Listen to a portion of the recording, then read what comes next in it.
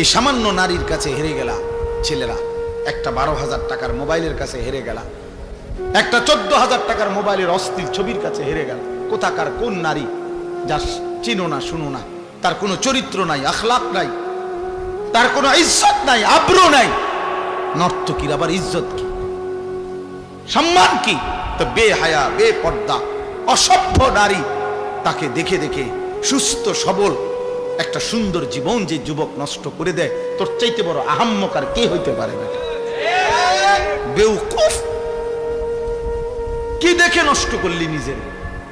একটা বাজে, নোংরা, একটা দুশ্চরিত্রা নারীকে দেখে দেখে, যে নারী সারা পৃথিবীর জন্য নিজের ছবি ছেড়ে দিছে, এর কোনো লজ্জা শরম আছে কিছু? তাহলে এর চাইতে নিকৃষ্ট অসভ্য আর কেউ হইতে পারে? এটা কি পরিমাণ বেহায়া যে সারা পৃথিবীর জন্য নিজেরে ছেড়ে দিছে। দেখো সারা পৃথিবীবাসী, দেখো আমারে, দেখো আমার। পৃথিবীতে কোনো যুগেই কোনো কালেই অসভ্যতা, বেহায়াপনা, অশ্লীলতা কোনো কালেই কারো কারো কাছে, কোনো ধর্মাবলম্বীদের কাছেই পছন্দনীয় না, পছন্দনীয় না। আফসোসের বিষয়।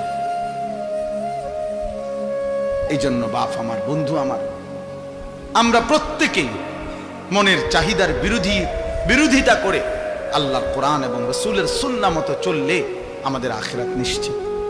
ইসলাহি মাহফিলের মূল ফিকির এটা, মনের চাহিদার বিরুদ্ধাচরণ। আমরা কিতাবের মধ্যে পড়ছি, মানুষের মনের চাহিদা দুধ খাওয়া বাচ্চার মতো, বুঝছো না? যে বাচ্চা দুধ খায় ওর মতো এই মনের চাহিদা মানুষ। মানে কি? মানে হইল, উনি আছে সুন্দর ব্যাখ্যা, যেই বাচ্চা দুধ খায় এই বাচ্চার নিয়ম হইল 2 বছর পূর্ণ হইলে মারা বহুত জোর কইরা দুধ ছাড়ায়। বুঝেন নাই?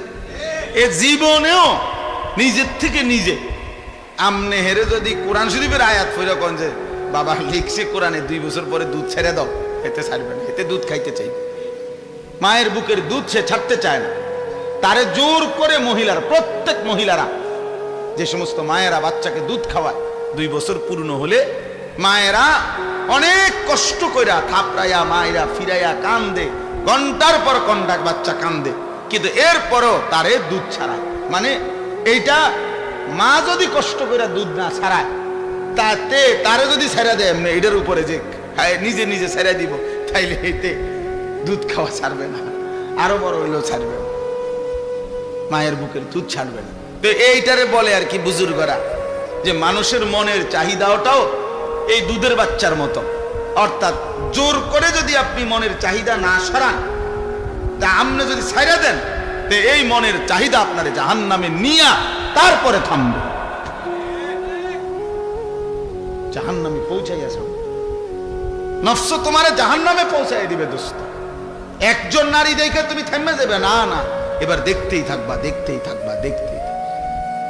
এই জন্য নেশাখোর, মদখোর যারা, গোটা সাগর যদি মদ বানায়া দেয় হারামখোরের, এরপরও তৃপ্তি হয় না। দেখেন যারা মদখোর, নেশাখোর, গাঁজাখোর, ফুট্টাখোর, বাবাখোর, ডাইলখোর, হারামখোর, এগুলো লানত তার উপরে। আল্লাহ রাসূল বলছে মুদমিনু খামরিন, যে নেশাখোর তার জন্য জান্নাত হারাম, হারাম, তার জন্য জান্নাত হারাম। নবীজি বলছে শবে বরাতের রাতে, যে রাতে আল্লাহ তাআলা কোটি কোটি বান্দাকে মাফ করে দেয়, সেই পবিত্র বরকতময় রাতেও এই নেশাখোরকে আল্লাহ মাফ করেন, মাফ করেন। যুবক, 1 ফোঁটা নেশার সাথে যদি কারো সম্পর্ক থাকে, রহম করো নিজের উপরে, ছেড়ে দাও। বলে 1-2 ফোঁটায় কিচ্ছু হবে না, না, খোদার কসম 1 ফোঁটাও হারাম। কুল্লু মা আসকারা ফাকালিলুহু ওয়া কাসীরুহু হারাম। নবীজি সাল্লাল্লাহু আলাইহি সাল্লামের হাদিস, যা নেশা তৈরি করে তা সামান্য হারাম, বেশিও হারাম। পেশাবের 1 ফোঁটা খেয়ে দেখো, পায়খানার 1 ফোঁটা, এক সামান্য পায়খানা খেয়ে দাও, সামান্যই তো এটা।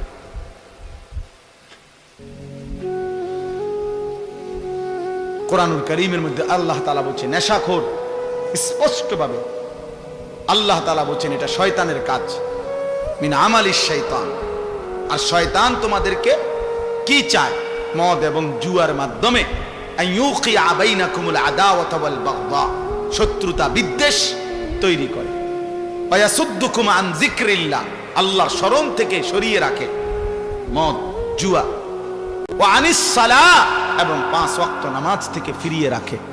আল্লাহ বলছে ফাহাল আনতুম মুনতাহুন, হে আমার ইমানদার বান্দা, তাহলে এতগুলো ক্ষতিকর কথা শুনে তুমি কি মদ এবং জুয়া থেকে ফিরবে না? তাফসীরের মধ্যে আছে বন্ধু, কোরআনের তাফসীরে আছে, এ আল্লাহ যখন এই আয়াত নাজিল করছে ফাহাল আনতুম মুনতাহুন, হে আমার ইমানদার বান্দারা, মদ এবং জুয়ার থেকে তোমরা তাহলে ফিরবে না, ফিরবা না? তো সাহাবায়ে কেরাম সবাই তখন নবীজির সামনে যারা উপস্থিত শুনছে নবীজির জবানে এই আয়াত সাথে সাথে সাহাবীরা বলছে, 2 হাত তুলে আল্লাহকে সাক্ষী রেখে বলছে, ইয়া রাব্বি কাদ ইনতাহাইনা, হে আল্লাহ আমরা ছেড়ে দিলাম। এজন্য এখনো তোমরা সবাই বলো যে আল্লাহ আমরা ছেড়ে দিলাম। বলেন, হাত উঠান, বলেন আমরা আল্লাহ ছেড়ে দিলাম। আল্লাহ তৌফিক দান করেন। অর্থ হলো আমরা সবাই নেশা করি, আমি এটা বলি নাই। বুঝানোর উদ্দেশ্য হলো যে আল্লাহর নাফরমানি থেকে আমরা বিরত থাকবো। একক ব্যক্তিকে তো দাঁড়া করানো লজ্জার বিষয়, এজন্য সবাই মিলে হাত তুলবে। নির্দিষ্ট একজনকে চিহ্নিত করা, এটা তো তার জন্য আত্মমর্যাদার বিষয়। আল্লাহ বুঝার তৌফিক দান করেন। প্রিয় ভাই আমার, বাপ আমার, আমাদের এটা উচিত।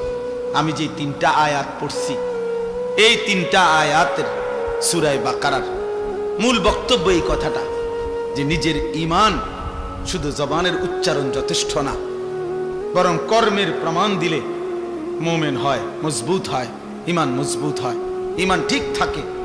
যদি কেউ জবানে তো বলে আমি আল্লাহকে মানি, আখিরাতকে মানি, কিন্তু কর্মে আমলে বাস্তবে ঈমান ইসলামের যদি তার মধ্যে নমুনা না থাকে, খোদার কসম আল্লাহ বলছে সেই মুমিন না, সে মুনাফিক। প্রিয় ভাই, নিজের উপরে দয়া করুন। সার্টিফিকেট দেখে মুসলমান না, হাসরের ময়দান ভোটার আইডি কার্ড দিয়ে না, জন্ম নিবন্ধন সনদ দিয়ে না, পাসপোর্ট দিয়ে না, সেজদা দিয়ে, সেজদা আল্লাহর গোলামি, আল্লাহর বন্দিগি দিয়ে প্রমাণ করতে হবে আমার দিলের মধ্যে কালেমা, আমার জবানে কালেমা, আমার সারা দেহে কালেমার প্রতিচ্ছবি, ঈমানের প্রতিচ্ছবি, তাইলেই আমি মুমিন, নাই তো মুনাফিক। নাই তো কি বলেন না, নয় তো কি? এই যে শুনলেন আল্লাহ বললেন ওমা হুম, হে কয় আমি আল্লাহরে মানি, আল্লাহ কয় না। হে কয় আমি আখিরাত মানি, আল্লাহ কয় না। তুমি মুমিন না। তাহলে কি বুঝা গেল? একজন মানুষ মুখে বলার পরেও আল্লাহ বলতেছে সে মুমিন না, তাহলে বুঝা গেল শুধু মুখের উচ্চারণ যথেষ্ট নয়।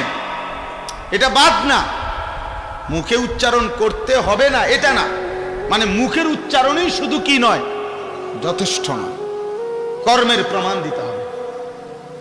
প্রমাণ দিতে হবে, আমলের ঘাটতি মুনাফিকের চিহ্ন, আমলের অলসতা মুনাফিকের চিহ্ন।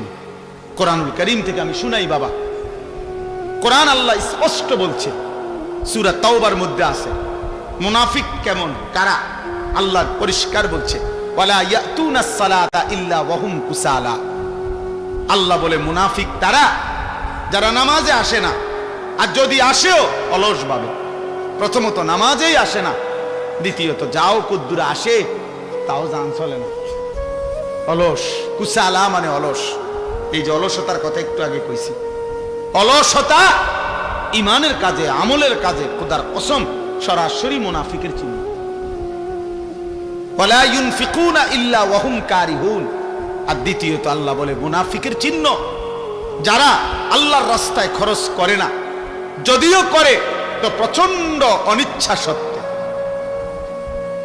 যদি কখনো দেয়, আচ্ছা যা বেশি যন্ত্রণা করস, জানে টাকা 100 নে বেড়া, টেয়া গেলে গেছে, টেয়া বেলে গেলে গেছে, দিছে টেয়া 100, আবার কখন যা টেয়া পয়সার মায়া করে লাভ নেই, যা নে বেড়া।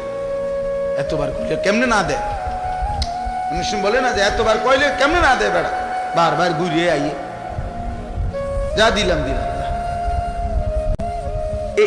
এটা কি দান হইল? লান তানালুল বিররা হাত্তা তুনফিকু মিম্মা তুহিব্বুন। এক সাহাবী শুধু কেবল মসজিদে নববীতে খেজুর দান করছে গরিব সাহাবীদের জন্য। খেজুরের যে ছড়া, এই খেজুরের কলার ছড়ার ছড়ির মতো খেজুরের ছড়ি, এইটার মধ্যে কিছু খেজুর আছে একটু ফসা, এই আর কিচ্ছু না। এই কদ্দুর অপরাধ। আল্লাহ তাআলা কোরআন আয়াত নাজিল করছে, সবচেয়ে প্রিয়টা দান না করলে সেই দানের বিনিময়ে আল্লাহ কখনোই কোনো নেকি দিবে না। কি পরিমাণ সাহাবায়ে কেরামের সংশোধন খোদ আল্লাহ করছে। এক সুতা 19-20 হয়েছে, তা জিবরাইল যেন সাইয়া রয়েছে। ব্যাপারটা বুঝো না, এরকম বহু আয়াত, এটা ভয়ের ব্যাপার। হযরত আবু বকর সিদ্দিক, ওমরে ফারুক নবীজির সামনে একবার জীবনে আওয়াজ একটু ভারী করে লাইছে, উঁচা একটা কথার তর্ক করতে গিয়ে জোরে কথা কইয়া ফেলছে। আল্লাহ তাআলা আস্তা সূরা নাজিল করে বলছে, সাবধান। কিতা ঘটনা কিতা? কার সামনে কথা বড় করলা? এই কার সামনে কথা বড় করলা? সরাসরি আবু বকর ওমরের মতো সাহাবীকে বলছে, শোনো, বেখেয়ালিতে এমন ভুল করো না যে ভুলের কারণে হতে পারে সারা জিন্দেগীর আমল একসাথে শেষ হয়ে যাবে। আন তাহবাতা আমালুকুম ওয়া আনতুম লা তাশউরুন, অথচ টেরও পাইবা না। সেই পর শেষ পর্যন্ত হযরত আবু বকর সিদ্দিক রাদিয়াল্লাহু তাআলা কিছুদিন এত আস্তে কথা বলতেন যে নবীজি আবার ডাককে আনতে হইতো, আবার কও কিতা কিছু বুঝি না। আর ওমর অজরে কাঁদতেছিলেন, ওমর শুধু কাঁদতেই ছিলেন, কথাই বলা বন্ধ করে দিয়েছেন। আল্লাহ নবী জিজ্ঞাসা করলেন, ওমর কথা বলো না কেন? বলতেছি, ইয়া রাসূলুল্লাহ, আমার আওয়াজ কোনোভাবেই ছোট করতে আমি পারি না, আমার আওয়াজটাই বড় হয়ে যায়। আল্লাহ তো আমার জিন্দেগীর আমল বরবাদ করে দিবে, আপনার সামনে যদি কথার আওয়াজ বেড়ে। কি পরিমাণ ফিকির করছে দোস্ত। সাহাবায়ে কেরাম এমনিতে হইছে। আখিরাত এত মামুলি মনে করে ফেলছেন আপনারা। আখিরাত মামুলি। আমি অনেক সময় বলি, বাপ, এই সুরে সুরে তারে তারে তালে তালে শুনছেন নবী সুপারিশ করবে, আর আপনারা নিশ্চিন্ত হয়ে গেছেন নবী তো সুপারিশ করবে। আমিও তো কই নবী সুপারিশ করবে, 1000 বার করবে, 1,00,000 বার করবে, 1 কোটি বার করবে, এটা সত্য, 100 সত্য। কিন্তু নবীজি সাল্লাল্লাহু আলাইহি ওয়াসাল্লাম তিনি এটা বলছেন কিনা যে উম্মত, মৃত্যু পর্যন্ত তুমি গুনার উপরে, নাফরমানির উপরে, অসভ্যতার উপরে, হারামের উপরে তুমি মজবুত করে টিকে থাকো, আমি সুপারিশ করে তোমারে জান্নাত দেব। এই তো নবী বলছে না। একজন মানুষ বলেন, কারো বিবেকে বলে এটা? কি ভাবছে? সুপারিশ মানে কি? মামুর বাড়ি। সুপারিশ মানে মামুর বাড়ি। আপনি বিড়ি খাইতে খাইতে কবরে যাইবেন, আর নবীজি আপনারে বেহেশত দিয়া ফেরেশতারে কবে, যা চাচারে বুট মুড়ি দাও। না না, তামসায় তো মনে করছে বেহেশতটা। সুপারিশটার কোনো নিয়ম কানুন নাই। হাউজে কাউসারের পানি কিতা? পানির বোতল, 15 টাকা পানির বোতল। হ্যাঁ, হাউজে কাউসারের পানি মামুলি মনে করছেন, যেটার কোনো নিয়ম কানুন নাই। আপনি গেলেই দিয়ে দিব বালতি দিয়ে আপনারে। আফসোসের ব্যাপার। ধোকা খাবেন না, ধোকা খাবেন না, ধোকা খাবেন না। শতভাগ সুন্নাত করে, শতভাগ আমল করে, শতভাগ আল্লাহর কসম বাবা, আপনি আমার দলভুক্ত হওয়ার দরকার নাই।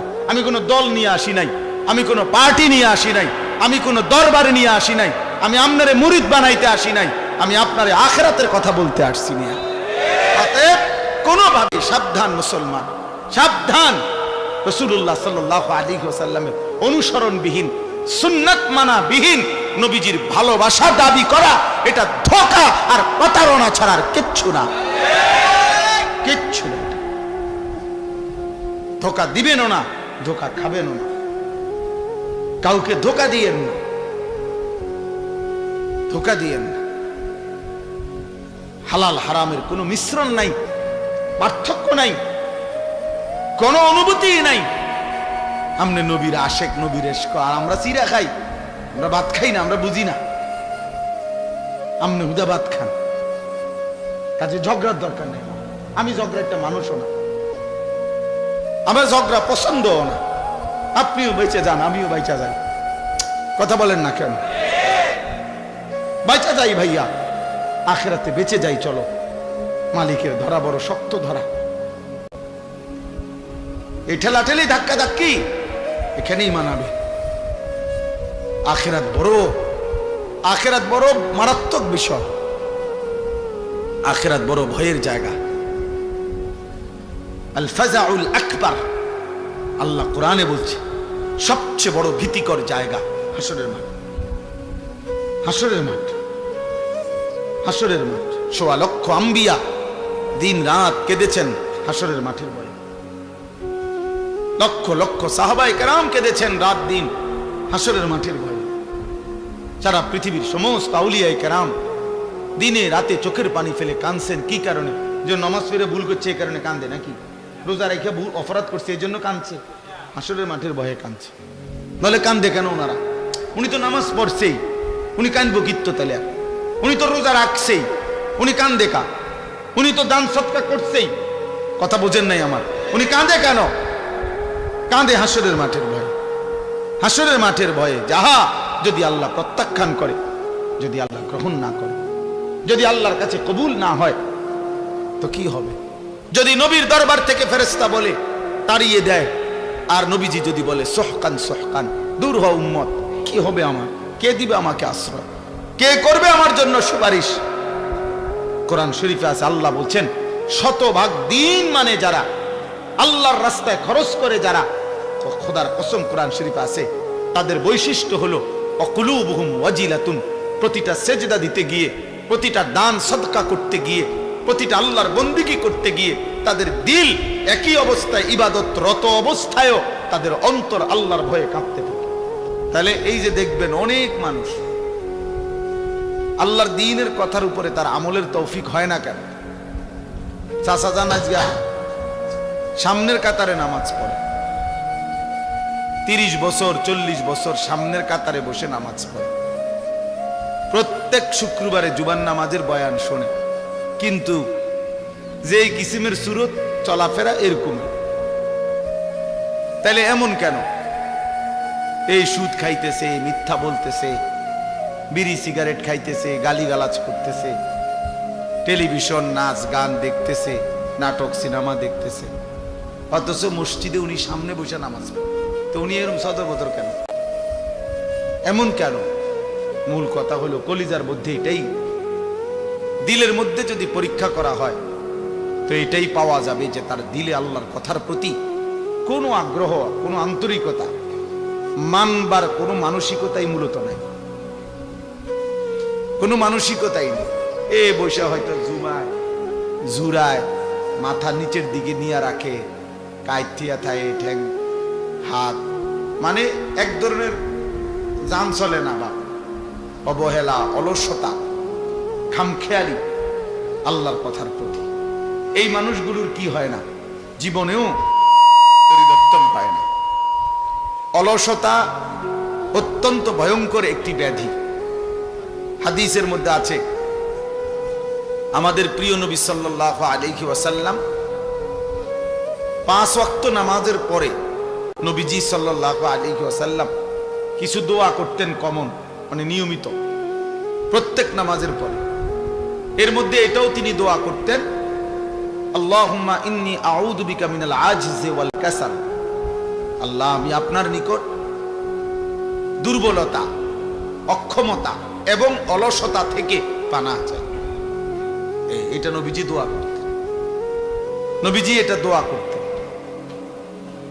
অর্থাৎ অলসতা থেকে মুক্তি চাই, নেক কাজে গরিমসি করা, অলসতা করা, এটা থেকে আল্লাহ নবী সাল্লাল্লাহু আলাইহি ওয়াসাল্লাম পানাহ চাইতেন।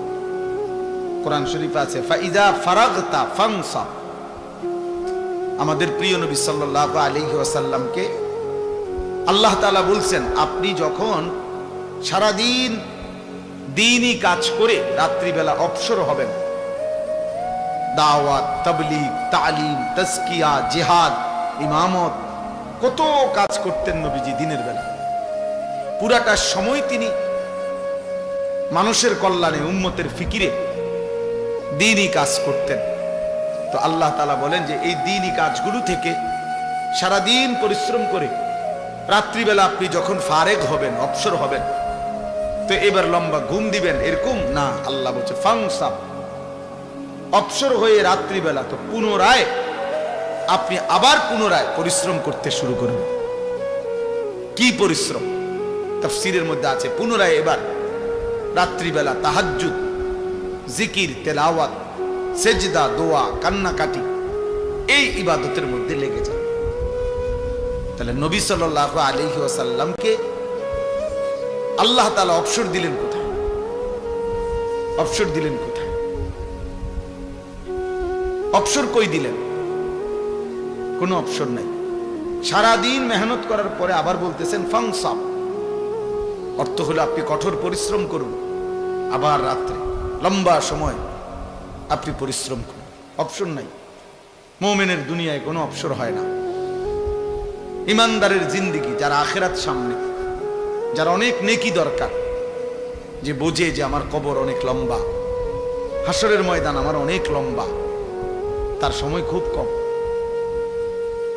তার সময় খুব কম।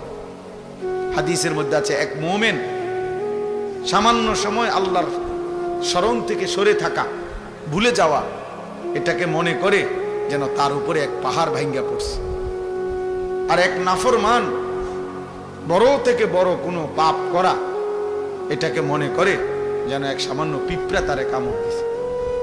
অর্থাৎ সেইটাকে কিছুই মনে করে না। কিন্তু এক ইমানদার সামান্য একটু ভুলকেও অনেক বড় কিছু মনে করে, অনেক বড় মুসিবত মনে করে। এই জন্য প্রিয় ভাই, বাবা, আমার জন্য আপনার জন্য এটা একটা জরুরি বিষয়। ইবাদতে অলসতা, এ মন চায় না, ভাল লাগে না, আচ্ছা যান না, আইতে আছে, আচ্ছা করবো আর কি, আচ্ছা সময় আছে তো, এরম শুরু করছেন কা? এই এক ধরনের অবহেলা, অলসতা, এটা অনেক বড় লানত, অনেক বড় অভিশাপ। কর্মের উদ্দীপনা না থাকা, মেহনতের একটা জজবা না থাকা, হৃদয়ের মধ্যে কোনো আখিরাতের প্রেরণা না থাকা, এটা লানত। লানত, এটা অভিশাপ, এটা অভিশাপ যে আল্লাহ তাআলা দিল মুর্দা বানায় দিছে।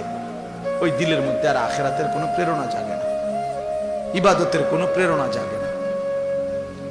কোরআন শরীফে আছে হযরত মুসা আলাইহিস সালাম এবং ওনার ভাই হারুন আলাইহিস সালাম, ওনারা দুইজনই নবী ছিলেন এবং দুইজনকে আল্লাহ তাআলা একসাথে নবী বানাইছে। এই দুইজনকেই আল্লাহ বলছেন ফেরাউনের কাছে আমার দ্বীনের দাওয়াত, কালেমার দাওয়াত নিয়ে যাও। তো এটা যে বলছে, এইখানে আল্লাহ একটা কথা বলছে ওনাকে, ইদহাবা ইলা ফিরআউন, তোমরা দুইজন ফেরাউনের কাছে যাও, ওয়ালা তানিয়া ফি যিকরি। এইটার অর্থ হলো সাবধান, শুনে রাখো। নবীদেরকে বলতেছে আমি আল্লাহর স্মরণ, আমার জিকির করতে অলসতা করো না,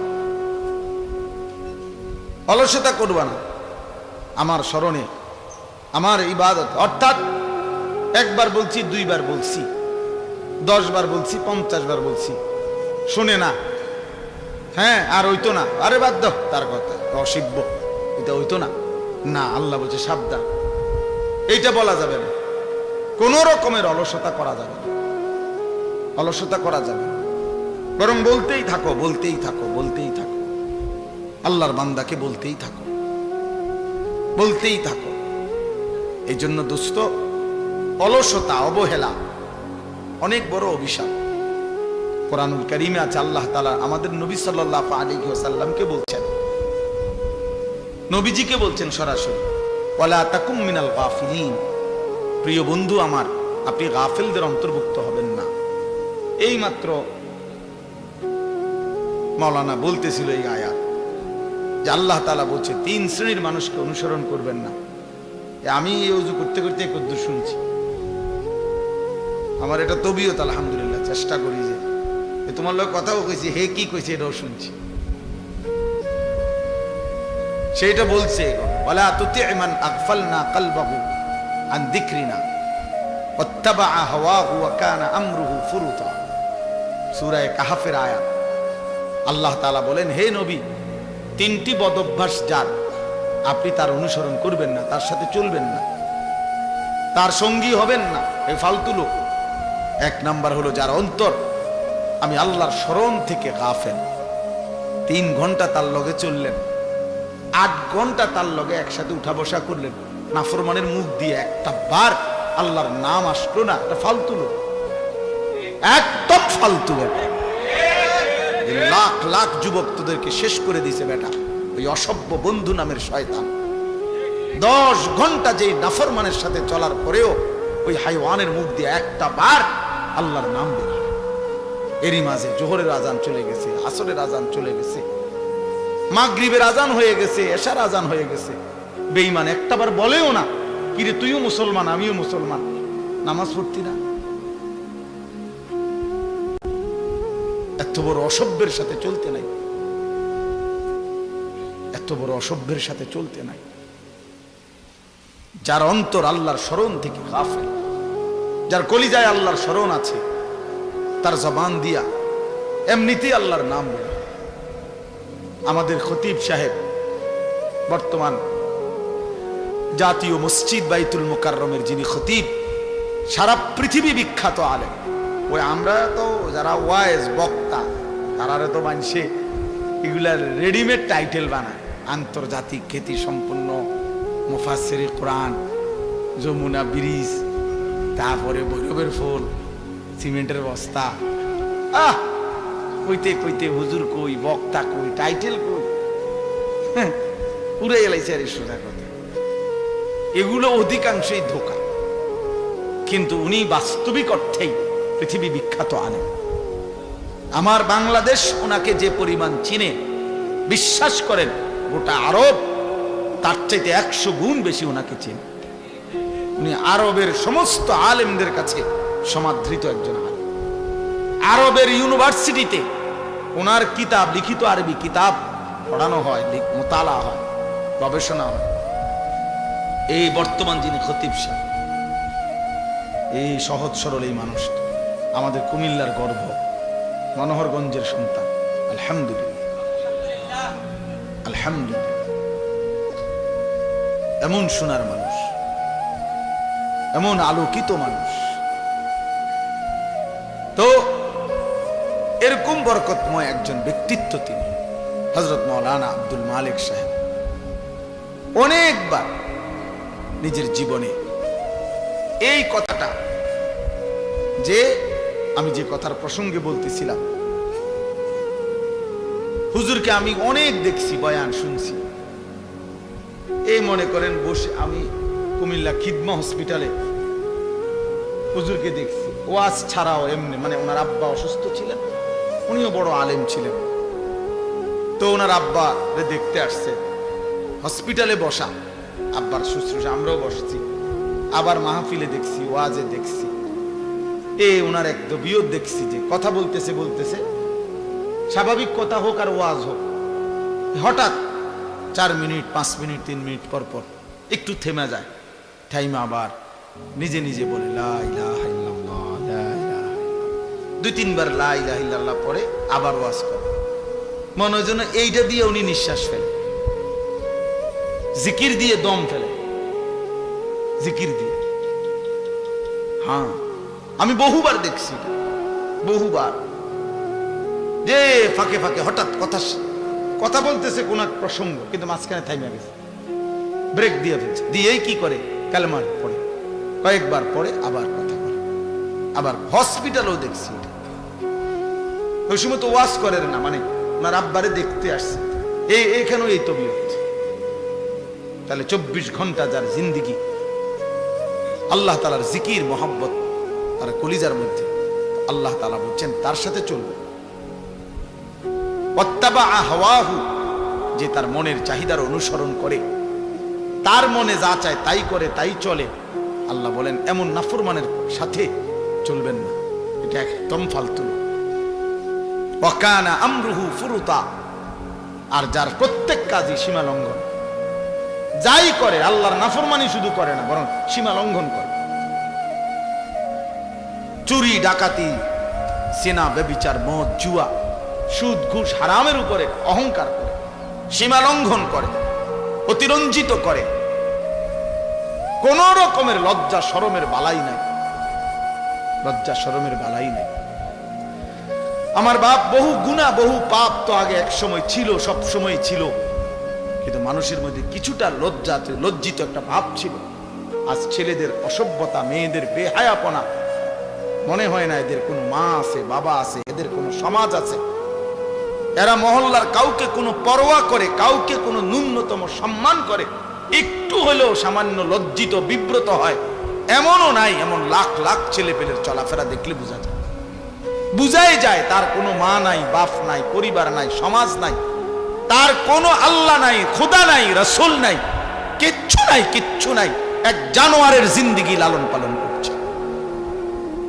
নিজের মতো চুল, নিজের মতো চেহারা, নিজের মতো খায়, নিজের মতো ঘুমায়, যেখানে সেখানে পেশাব করতেছে। এটা কি রাস্তার কিনার? মানুষ দেখতেছে, কি মনে করবে? নারী দেখতেছে, ছবি দেখতেছে, মোবাইল টিপতেছে, আড্ডা দিতেছে, রাস্তার পাশে কার মেয়ে নিয়ে গল্প করতেছে, হাসি ঠাট্টা ছবি উঠাইতেছে। এদিক দিয়ে সিএনজি যায়, গাড়ি যায়, মাইক্রো যায়, মানুষ দেখে, কিন্তু বেহায়া জানোয়ারের এক বিন্দুও লজ্জিত কোনো অনুভূতিও নাই। মানুষের কাতার থেকে বের হয়ে গেছে, ইনসানের কাতার থেকে বের হয়ে গেছে, নিজেকে পশুত্বের চাইতেও নিম্ন স্তরে নিয়ে গেছে। এজন্য দোস্ত, আমি যে কথা শুরু করছিলাম, আল্লাহর কথা মনোযোগ দিয়ে শুনতে হয়। বাবাদেরকেও বলি, জুমার নামাজের ইমাম সাহেব বয়ান করে, আপনি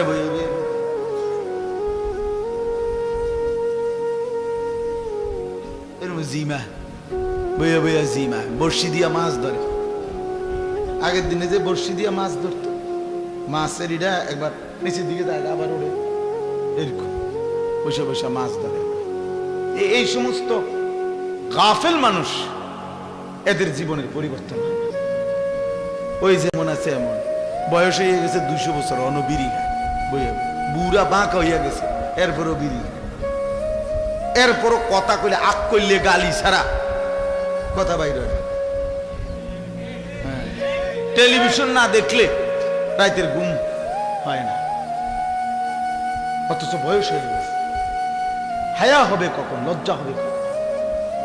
আল্লাহর নবী সাল্লাল্লাহু আলাইহি ওয়াসাল্লাম বলেন, 1.25 লক্ষ নবীদের, সমস্ত নবীদের আমলে আসমানি এই সিদ্ধান্ত আল্লাহ পাকের পক্ষ থেকে, সব নবীদের আমলে এই ওহী ছিল। মানে এই কথাটা যেটা আমি কইতেছি, নবীজি সাল্লাল্লাহু আলাইহি ওয়াসাল্লাম বলছেন, আল্লাহ তাআলা সমস্ত নবীদের আমলে এই কথাটার ওহী ছিল। এটা এই সিদ্ধান্ত ছিল যে ইজা লাম তাস্তাহি ফাসনা মা শি'তা। এই কথাটা সকল আসমানি ওহীতে, সব যুগের কথা এটা, যে যার হায়া নাই সে যা ইচ্ছা তাই করে, যার লজ্জা নাই, যার লজ্জা নাই। নিজে যেহেতু লুঙ্গি দিয়া মুখ ডাক্কা লাইছে, এবার নিজে নিজে আমি কাউরে দেখি না। আরে তুই তো দেখোস না, কিন্তু মানুষ তো তোর নিচটা দেখে না, হেঁটে আমি কাউরে দেখি না। আরে তোমার তুই দেখোস না, এটা তো আমিও বুঝছি, কিন্তু মানুষে যে দেখে, মানুষে দেখলে কি, আমি তো দেখি না। এজন্য ভাইয়া, এ যে বুঝলেন আর কি, যে ভাবলেন এমনি এমনি দুনিয়া শেষ হবে, এই সিটার বাটফার লইয়েই আবার ভালো নেককার লইয়েই দুনিয়া শেষ হবে। সব একসাথে বাটফার হবে না, সব একসাথে ইমানদার হবে না, বুঝেন নাই? এর নাম দুনিয়া। ভালো মন্দ এর নাম দুনিয়া। সব ভালো জান্নাত, সব মন্দ জাহান্নাম। আর ভালো মন্দ এর নাম কি? দুনিয়া। এই নিয়েই চলবে। এর মাঝখান দিয়ে আমাদের বাঁচতে হবে, এর মাঝখান দিয়ে বাঁচতে হবে। এই সমাজে অসভ্যতা চলবেই, এই সমাজে নোংরামি চলবেই, এই চারিদিকে জিনা, ব্যভিচার, মদ, জুয়া, বেহায়াপনা, বেপরদিকি চলবেই। এর মাঝখান দিয়েই আমারে বাঁচতে হবে। এটাই তো পরীক্ষা, এটাই তো তাকওয়ার পরীক্ষা, এটাই তো আখিরাতের পরীক্ষা। আর আল্লাহ তো কোরআনে বলছেন, আমি দুনিয়ার হায়াত দিছি পরীক্ষা করার জন্য। লিয়াবলুয়াকুম লিনাবলুয়াহুম ওয়া নাবলুকুম ওয়ালা নাবলুওয়ান্নাকুম, এই শব্দ বারবার আছে কোরআন শরীফে। পরীক্ষা করবো বান্দা, পরীক্ষা করছি, পরীক্ষা করছি, পরীক্ষা করতে হবে, পরীক্ষা দিতে হবে। দুনিয়া দারুল ইমতিহান, দুনিয়াকে বলে পরীক্ষার ঘর, আখিরাত হলো ফলাফলের ঘর। এখানে পরীক্ষা দিবেন, হাসরের মাঠে ফলাফল শুনবেন। ফাআম্মা মান উতিয়া কিতাবাহু বিয়ামিনি, যার আমলনামা হাসরের ময়দানে আল্লাহ বলে ডান হাতে দেওয়া হবে, সে একটা চিৎকার দিয়া নিজের পরিবার, আত্মীয় স্বজন, পরিচিত জনদের সামনে নিজের আমলনামাটা দেখাবে। দেখায় বলবে, হা উমুকরাউ কিতাবিয়া, এই দেখো দেখো, পড়ো আমার নাম, আমার আমলনামা পড়ে দেখো, আমার নাম উঠছে জান্নাতীদের তালিকায়। পড়ো তোমরা আমার আমলনামা, দেখো তো আমার নাম উঠছে কিসে। তাইলে দোস্ত, দুনিয়া পরীক্ষার ঘর। কাপুরুষ হেরে যায়, মুজাহিদ হারে না, মোমেন হারে না, কাপুরুষ হেরে যায়। এই সামান্য নারীর কাছে হেরে গেলা ছেলেরা, একটা 12,000 টাকার মোবাইলের কাছে হেরে গেলা, একটা 14,000 টাকার মোবাইলের অস্থির ছবির কাছে হেরে গেল। কোথাকার কোন নারী, যা চিনো না, শুনো না, তার কোনো চরিত্র নাই, আখলাক নাই, তার কোনো ইজ্জত নাই, আব্রু নাই। নর্তকীর আবার ইজ্জত কি, সম্মান কি? তো বেহায়া, বেপর্দা, অসভ্য নারী, তাকে দেখে দেখে সুস্থ সবল একটা সুন্দর জীবন যে যুবক নষ্ট করে দেয়, তোর চাইতে বড় আহাম্মক আর কে হইতে পারে না? বেউকুফ, কি দেখে নষ্ট করলি নিজে?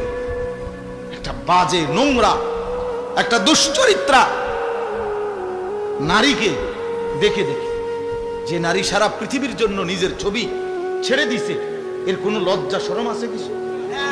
তাহলে এর চাইতে নিকৃষ্ট, অসভ্য আর কেউ হইতে পারে?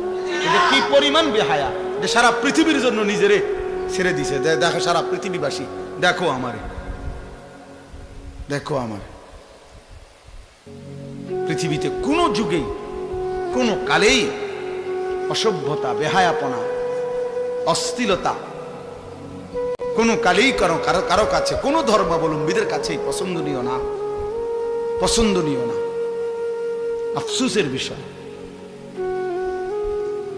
এই জন্য বাপ আমার, বন্ধু আমার, আমরা প্রত্যেকেই মনের চাহিদার বিরোধিতা করে আল্লাহর কোরআন এবং রাসূলের সুন্নাহ মতো চললে আমাদের আখিরাত নিশ্চিত। ইসলাহি মাহফিলের মূল ফিকির এটা, মনের চাহিদার বিরুদ্ধাচরণ।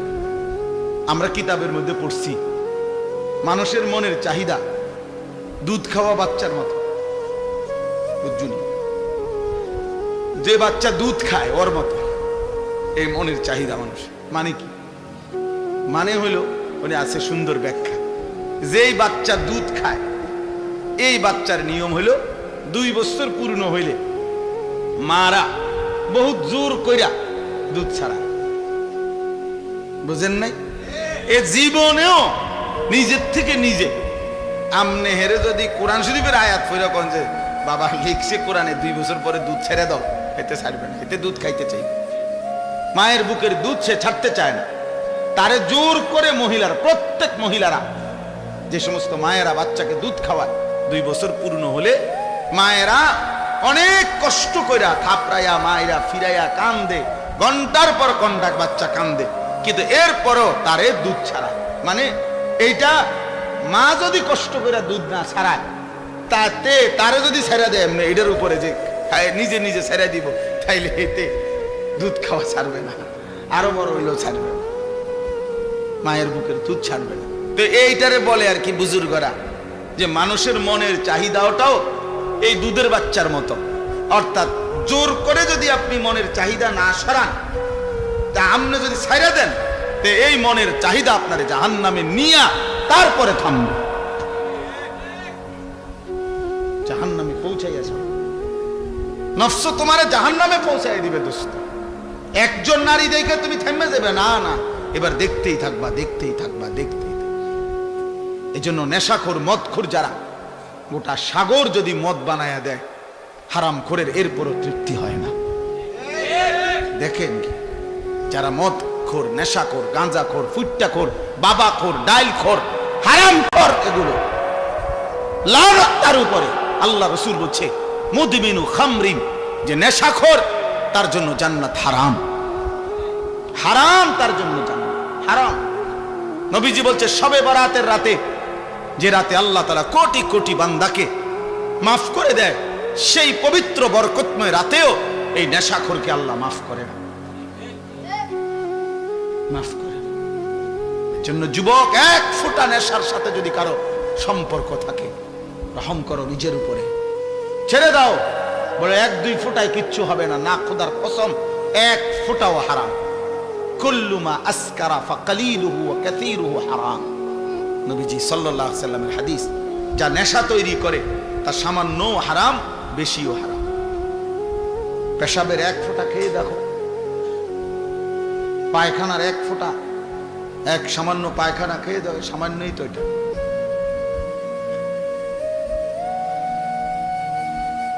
কোরআনুল কারীমের মধ্যে আল্লাহ তাআলা বলছেন নেশাখোর, স্পষ্টভাবে আল্লাহ তাআলা বলছেন এটা শয়তানের কাজ, মিন আমালিশ শয়তান।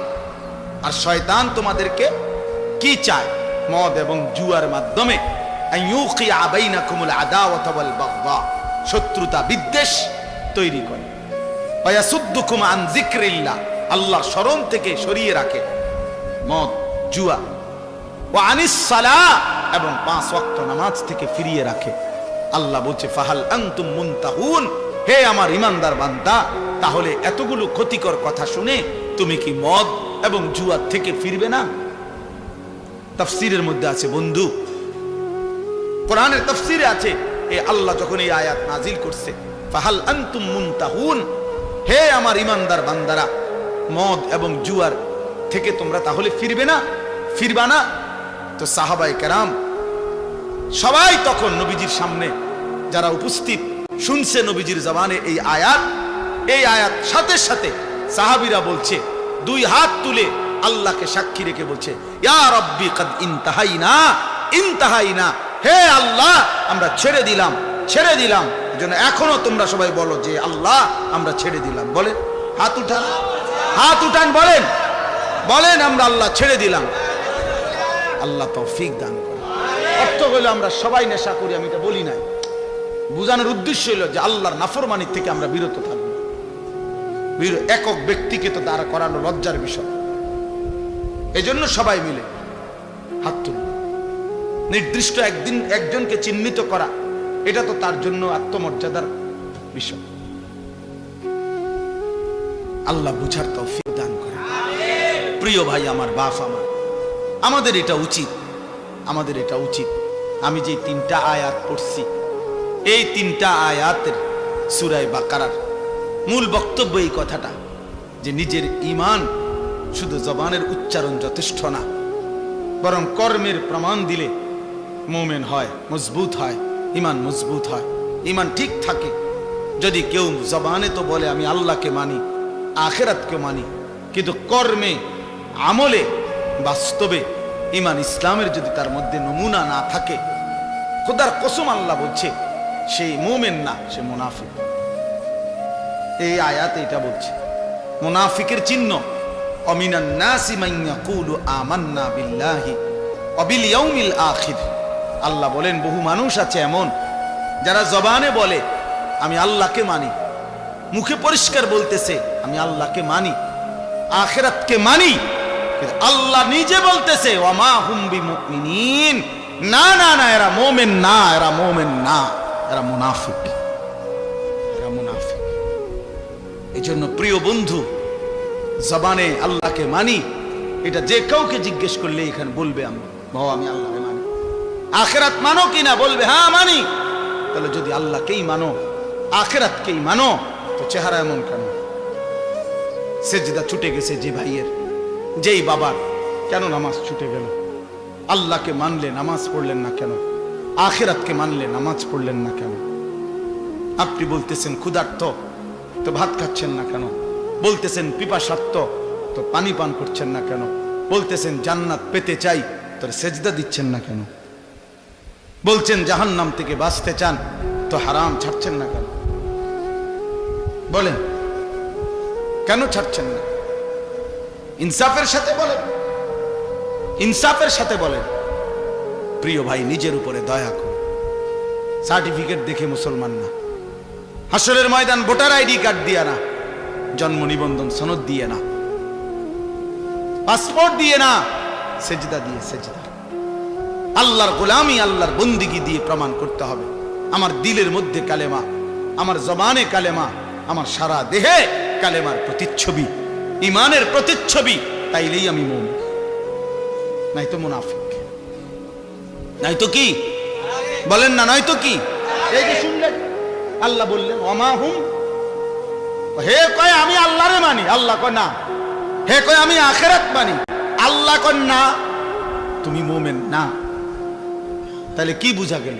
একজন মানুষ মুখে বলার পরেও আল্লাহ বলতেছে সে মুমিন না, তাহলে বুঝা গেল শুধু মুখের উচ্চারণ যথেষ্ট নয়। এটা বাদ না, মুখে উচ্চারণ করতে হবে না এটা না, মানে মুখের উচ্চারণই শুধু কি নয়, যথেষ্ট না। কর্মের প্রমাণ দিতে হবে, কর্মের প্রমাণ দিতে হবে। আমলের ঘাটতি মুনাফিকের চিহ্ন, আমলের অলসতা মুনাফিকের চিহ্ন, মুনাফিকের চিহ্ন। কোরআনুল কারীম থেকে আমি শুনাই বাবা, কোরআন আল্লাহ স্পষ্ট বলছে, সূরা তাওবার মধ্যে আছে মুনাফিক কেমন, কারা, আল্লাহ পরিষ্কার বলছে ওয়ালা ইয়াতুনাস সালাতা ইল্লা ওয়া হুম কুসালা। আল্লাহ বলে মুনাফিক তারা যারা নামাজে আসে না, আর যদি আসেও অলস ভাবে। প্রথমত নামাজেই আসে না, দ্বিতীয়ত যাও কুদ্দুরা আসে তাও জান চলে না, অলস। কুসালা মানে অলস। এই যে অলসতার কথা একটু আগে কইছি, অলসতা ইমানের কাজে, আমলের কাজে খোদার কসম সরাসরি মুনাফিকের চিহ্ন। ওয়ালা ইউনফিকুনা ইল্লা ওয়া হুম কারিহুন। আর দ্বিতীয়ত আল্লাহ বলে মুনাফিকের চিহ্ন যারা আল্লাহর রাস্তায় খরচ করে না, যদিও করে তো প্রচন্ড অনিচ্ছা সত্ত্বে। যদি কখনো দেয়, আচ্ছা যা বেশি যন্ত্রণা করছে, জানে টাকা 100 নে বেড়া, টেহা গেলে গেছে, টেহা বলে গেলে গেছে, নিচে টেহা 100, আবার কখন যা টেহা পয়সার মায়া করে লাভ নেই, যা নে বেড়া। এতবার কইলে কেমনে না দেয়? মানুষ বলে না যে এতবার কইলে কেমনে না দেয় বেড়া, বারবার ঘুরিয়ে আইয়ে যা দিলাম দিলাম। এটা কি দান হইল? লান তানালুল বিররা হাত্তা তুনফিকু মিম্মা তুহিব্বুন। এক সাহাবী শুধু কেবল মসজিদে নববীতে খেজুর দান করছে গরিব সাহাবীদের জন্য। খেজুরের যে ছড়া, এই খেজুরের কলার ছড়ার ছড়ির মতো খেজুরের ছড়ি, এইটার মধ্যে কিছু খেজুর আছে একটু ফসা, এই আর কিচ্ছু না। এই কদ্দুর অপরাধ আল্লাহ তাআলা কোরআন আয়াত নাজিল করছে, সবচেয়ে প্রিয়টা দান না করলে সেই দানের বিনিময়ে আল্লাহ কখনোই কোনো নেকি দিবে না। কি পরিমাণ সাহাবায়ে কেরামের সংশোধন খোদ আল্লাহ করছে। এক সুতা 19-20 হয়েছে, তা জিবরাইল যেন সাইয়া রয়েছে। ব্যাপারটা বুঝো না, এরকম বহু আয়াত, এটা ভয়ের ব্যাপার। হযরত আবু বকর সিদ্দিক, ওমরে ফারুক নবীজির সামনে একবার জীবনে আওয়াজ একটু ভারী করে লেছে, উঁচা একটা কথার তর্ক করতে গিয়ে জোরে কথা কয়ে ফেলছে। আল্লাহ তাআলা আস্তা সূরা নাজিল করে বলছে, সাবধান। কিতা ঘটনা কিতা? কার সামনে কথা বড় করলা? এই কার সামনে কথা বড় করলা? সরাসরি আবু বকর ওমরের মতো সাহাবীকে বলছে, শোনো, বেখেয়ালিতে এমন ভুল করো না যে ভুলের কারণে হতে পারে সারা জিন্দেগীর আমল একসাথে শেষ হয়ে যাবে। আন তাহবাতা আমালুকুম ওয়া আনতুম লা তাশউরুন, অথচ টেরও পাইবা। সেই পর শেষ পর্যন্ত হযরত আবু বকর সিদ্দিক রাদিয়াল্লাহু তাআলা কিছুদিন এত আস্তে কথা বলতেন যে নবীজি আবার ডাককে আনতে হইতো, আবার কিতা কিছু বুঝি না। আর ওমর অজরে কাঁদতেছিলেন, ওমর শুধু কাঁদতেই ছিলেন, কথাই বলা বন্ধ করে দিয়েছেন। আল্লাহ নবী জিজ্ঞাসা করলেন, ওমর কথা বলো না কেন? বলতেছি, ইয়া রাসূলুল্লাহ, আমার আওয়াজ কোনোভাবেই ছোট করতে আমি পারি না, আমার আওয়াজটাই বড় হয়ে যায়। আল্লাহ তো আমার জিন্দেগীর আমল বরবাদ করে দিবে, খুশি আপনার সামনে যদি কথার আওয়াজ বেড়ে যায়। কি পরিমাণ ফিকির করছে দোস্ত। সাহাবায়ে কেরাম এমনিতে হইছে। আখিরাত এত মামুলি মনে করে ফেলছেন আপনারা, আখিরাত মামুলি। আমি অনেক সময় বলি, বাপ এই সুরে সুরে তারে তারে তালে তালে শুনছেন নবী সুপারিশ করবে, আর আপনারা নিশ্চিন্ত হয়ে গেছেন নবী তো সুপারিশ করবে। আমিও তো কই নবী সুপারিশ করবে, 1000 বার করবে, 1,00,000 বার করবে, 1 কোটি বার করবে, এটা সত্য, 100 সত্য। কিন্তু নবীজি সাল্লাল্লাহু আলাইহি ওয়াসাল্লাম তিনি এটা বলছেন কিনা যে উম্মত মৃত্যু পর্যন্ত তুমি গুনার উপরে, নাফরমানির উপরে, অসভ্যতার উপরে, হারামের উপরে তুমি মজবুত করে টিকে থাকো, আমি সুপারিশ করে তোমারে জান্নাত দেব। এই তো নবী বলছে না। একজন মানুষ বলেন, কারো বিবেকে বলে এটা? আপনি কি ভাবছেন? সুপারিশ মানে কি? মামুর বাড়ি। সুপারিশ মানে মামুর বাড়ি। আপনি বিড়ি খাইতে খাইতে কবরে যাইবেন, আর নবীজি আপনারে বেহেশত দিয়া ফেরেশতারে কবে, যা চাচারে বুট মুড়ি দাও। না না, তামসায় তো মনে করছে বেহেশতটা। সুপারিশটার কোনো নিয়ম কানুন নাই। হাউজে কাউসারের পানি কিতা? পানির বোতল, 15 টাকা পানির বোতল। হ্যাঁ, হাউজে কাউসারের পানি মামুলি মনে করছেন, যেটার কোনো নিয়ম কানুন নাই। আপনি গেলেই দিয়ে দিব বালতি দিয়ে আপনারে। আফসোসের ব্যাপার। ধোকা খাবেন না, ধোকা খাবেন না, ধোকা খাবেন না। 100% সুন্নাত করে, 100% আমল করে, 100% আল্লাহর কসম বাবা, আপনি আমার দলভুক্ত হওয়ার দরকার নাই। আমি কোনো দল নিয়ে আসি নাই, আমি কোনো পার্টি নিয়ে আসি নাই, আমি কোনো দরবার নিয়ে আসি নাই, আমি আপনারে মুরিদ বানাইতে আসি নাই, আমি আপনারে আখিরাতের কথা বলতে আসছি না। কোনোভাবে সাবধান মুসলমান, সাবধান।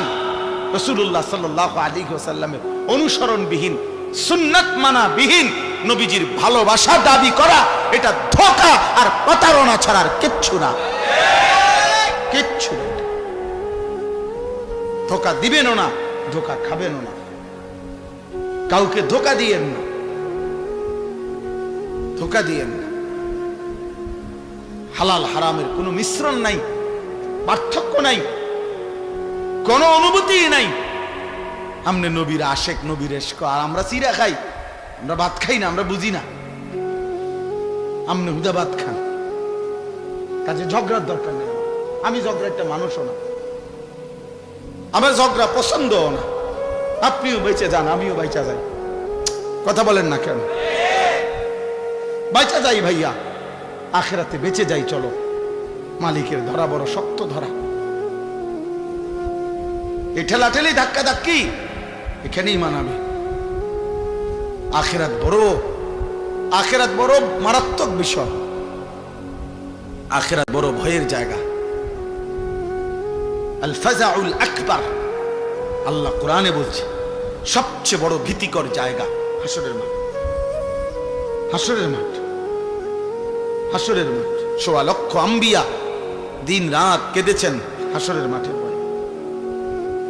লক্ষ লক্ষ সাহাবায়ে কেরাম কেঁদেছেন রাত দিন হাসরের মাঠের ভয়ে। সারা পৃথিবীর সমস্ত আউলিয়ায়ে কেরাম দিনে রাতে চোখের পানি ফেলে কাঁদছেন। কি কারণে? যে নামাজ পড়ে ভুল করছে এই কারণে কাঁদে নাকি? রোজা রেখে ভুল অপরাধ করছে এই জন্য কাঁদছে? হাসরের মাঠের ভয়ে কাঁদছে। নাহলে কাঁদে কেন ওনারা? উনি তো নামাজ পড়ছেই, উনি কাঁদবো কিত্ত তাহলে? উনি তো রোজা রাখছেই, উনি কাঁদে কা? উনি তো দান সৎকার করছেই। কথা বুঝেন নাই আমার? উনি কাঁদে কেন? কাঁদে হাসরের মাঠের ভয়ে। হাসরের মাঠের ভয়ে যাহা যদি আল্লাহ প্রত্যাখ্যান করে, যদি আল্লাহ গ্রহণ না করে, যদি আল্লাহর কাছে কবুল না হয়, তো কি হবে? যদি নবীর দরবার থেকে ফেরেশতা বলে তাড়িয়ে দেয়, আর নবীজি যদি বলে সোহকান সোহকান, দূর হও উম্মত, কি হবে আমার? কে দিবে আমাকে আশ্রয়? কে করবে আমার জন্য সুপারিশ?